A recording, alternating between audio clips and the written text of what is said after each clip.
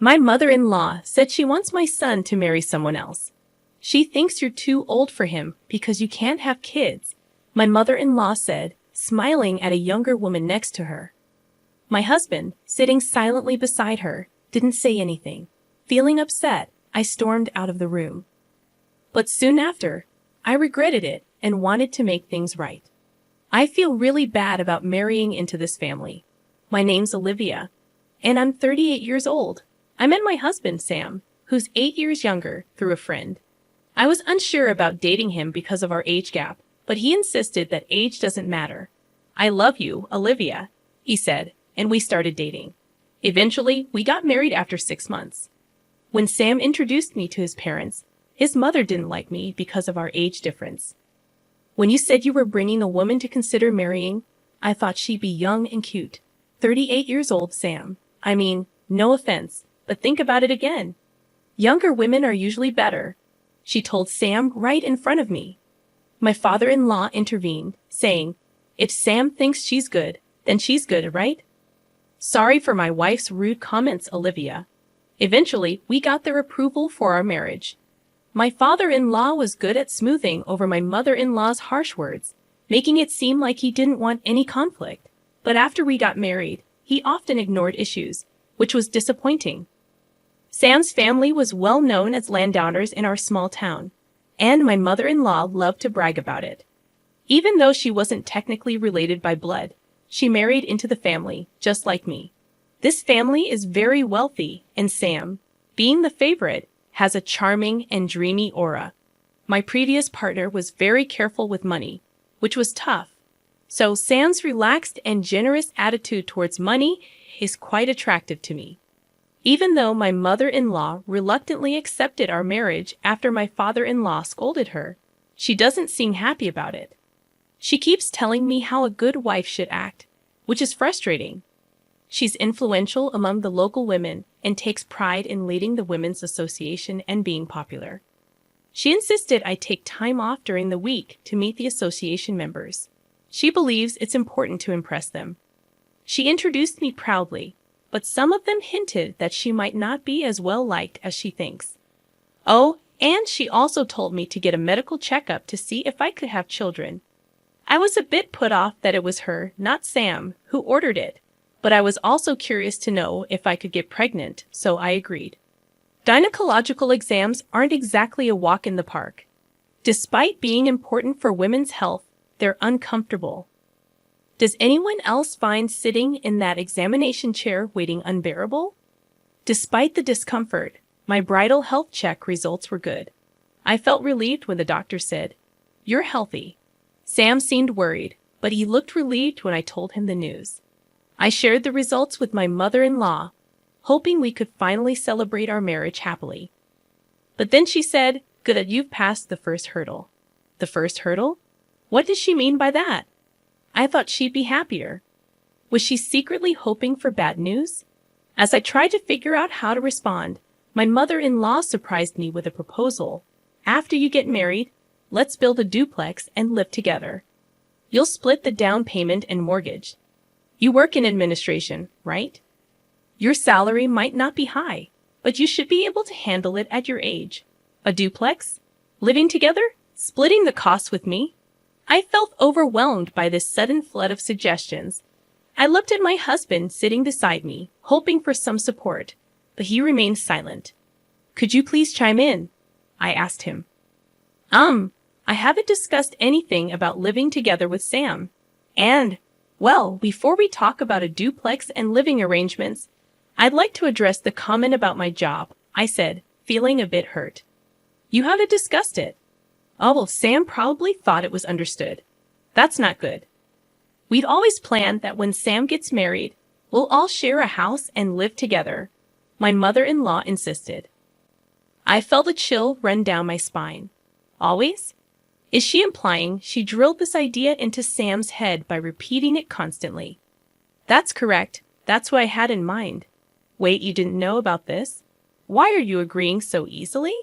My mother-in-law questioned. I'm sorry, but I had no idea about this plan, and I can't make a decision without discussing it with Sam first. Can we please hold off on this for now? I said before leaving my in-laws' house. Later, when I talked to Sam, he admitted that after we got married, he intended to build a duplex on his parents' property and live with them. I was furious that Sam hadn't told me about his plans, but when he apologized and said he forgot, I couldn't stay mad. I thought I might not find someone as kind and handsome as Sam at my age, so I ignored the warning signs and went ahead with the marriage. Looking back, I realized I should have been more cautious. I ended up going along with my mother-in-law's wishes and helped pay for a duplex where we'd live with Sam's parents. 6 months into our marriage, I found out I was pregnant. I kept it a secret from my in-laws until I was sure everything was stable. When I finally told them, they were thrilled and started discussing baby names, assuming it would be a boy, although we didn't know the gender yet. Despite feeling pressure, it's nice to see them happy. I was advised to quit my job for safety reasons, but since I help with my family's business, I have some flexibility. I decided to keep working as long as it doesn't strain me too much. My pregnancy was going smoothly, and I started feeling the baby's movements, a long-awaited joy. It's a mysterious yet happy feeling to sense a tiny life stirring inside me. I'm grateful for the joy of being a woman and experiencing this miracle. Sam, my husband, and my in-laws eagerly anticipate the baby's growth at each checkup, and I can't wait for the child's birth. I have a feeling that my relationship with my mother-in-law will improve once the baby arrives. One day, when everything seemed perfect, I noticed the baby's movements were weakening. I felt an indescribable anxiety and rushed to the hospital. The doctors gave me heartbreaking news. Something was wrong with the baby. Why? How? I was living normally. What did I do wrong? I was gripped with fear over the risks. I was hospitalized immediately, but despite the doctor's efforts, my child passed away. Just a few more months and I could have held my baby. Why did this happen so suddenly? It felt like just yesterday when the baby was moving so energetically inside me. Was it my fault? As I cried in sorrow, my husband's words pierced through my pain. How long will you cry? It's over now, isn't it?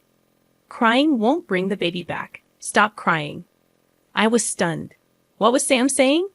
Our child had just passed away. Even though I was taken aback by this cold side of Sam I had never seen before, my shattered state of mind left me unable to speak. Then came the day I was discharged from the hospital. Sam didn't come to pick me up. I managed to force a smile and reassure the nurses who were concerned about me going home alone.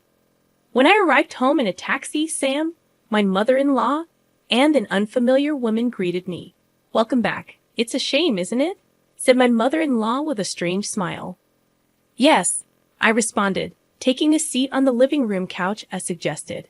The seating arrangement was strange, with my mother-in-law and the woman sitting across from me on a bench, and Sam sitting next to them, showing no effort to comfort me or make eye contact. As my mother-in-law spoke, my heart sank. "We've talked it over with Sam. Since you can't have children anymore, we don't see the point in keeping you as our daughter-in-law. We're thinking of having this other girl marry Sam instead." Hearing those words while still reeling from the shock of losing my baby, tears filled my eyes. But I refused to let myself break down. I had to stay strong, telling myself that crying would mean giving up. I kept my head down, unable to look up. Ignoring my distress, my mother-in-law continued heartlessly. "If you're willing to work and support our family instead of having children, we might consider letting you stay. What do you think? Can I count on you to take care of us if they leave me behind?" Confusion and disbelief washed over me. Without thinking, I looked at my husband for support. But when our eyes met, Sam quickly looked away. Beside him, a woman who seemed triumphant stared back at me. I remembered her as Sam's childhood friend, introduced to me at our wedding. Seeing that my husband wouldn't even meet my gaze, I realized he's not on my side. He won't help me. A chill ran down my spine, and strangely, my mind became clear. They must have discussed this during my hospitalization. They planned to replace me, the woman who can't have children, with a younger wife who can bear an heir. If I stay here, I'll only suffer. There's nothing for me here anymore. With newfound clarity, I addressed Sam. "I understand where you stand. Let's get a divorce. Please, Go and live happily with your new wife. Leaving the house, I returned to my family home. My parents, surprised but warmly welcoming, were already aware of my miscarriage.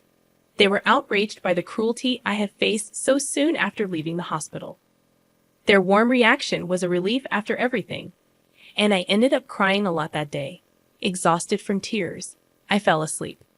However, the next day, my mother-in-law and husband, who had shown such cruelty in driving me out, unexpectedly showed up at my family home. At first, my mother dealt with them normally, but once she realized who they were, she refused to engage with them. Then, they started incessantly ringing the doorbell, shouting, "We've canceled the divorce. Come back now." You see, my family runs a barbecue restaurant, a well-known spot that serves a globally famous brand of beer. It's frequented by many celebrities and athletes who enjoy our delicious food. However, my husband's family comes from an old, respected background, and they looked down on our family, thinking that running a restaurant was somehow shady. They had this outdated belief that restaurant businesses were inferior, and they saw our family as less well-off. We even invited them to dine with us once before the marriage, but they declined, saying beef. We always eat at certain places. Eating meat from other restaurants gives me heartburn. Sorry. During the pre-wedding meetings, they indirectly belittled my family with remarks like, "Oh, you run a restaurant, right? That's so old-fashioned. Oh, I see, from your parents' generation. Dealing with beef, huh? Well, respectable families don't engage in such businesses." It hurt to see my parents, who had worked hard to raise me, being treated this way, but they brushed it off with a laugh, saying there are always people with narrow mindsets. On the day I left after the divorce, my husband and mother-in-law happened to see our restaurant being featured on TV. Up until then, they had shown no interest and considered my family beneath them. But they panicked when they saw the restaurant described as running its own farm that produces top-quality beef, enjoying extreme popularity with meat exported worldwide, being highly successful and lucrative. Suddenly, they tried to cozy up to me, saying, "If your family were wealthy, we wouldn't have talked about divorce. We're sorry for yesterday. We weren't thinking clearly. Please come back." After all their talk about children and heirs, was it really all about money in the end? My husband Sam and his family never asked much about my job, so I had simply told them I worked in office administration for my family's company, leading them to believe I was a low-paid and incompetent employee. Consequently, they probably assumed that asking me to pay for the house would make me give up on the marriage. In reality, I managed the meat export division of my parents' company, earning a substantial income for an office worker. Fortunately, I had saved up a good amount due to getting married later in life, allowing me to provide the money they demanded. I am also a major shareholder in the company and aspire to eventually take over my father's position to further expand the business. Despite this, they had never shown any interest or asked me about my role until it was highlighted on TV, leading to an overnight change in their treatment of me. Despite incessantly talking about wanting children, it became apparent that money was their primary concern. Their shallowness appalled me. Finally, my father, who had been silently observing the situation, lost his temper and kicked Sam and his parents out. "Thank you, Dad. You saved me," I said. My father, still seething with anger, began drinking and cursing at them. He had me explain everything from before the marriage without holding back any details, believing I couldn't handle this alone.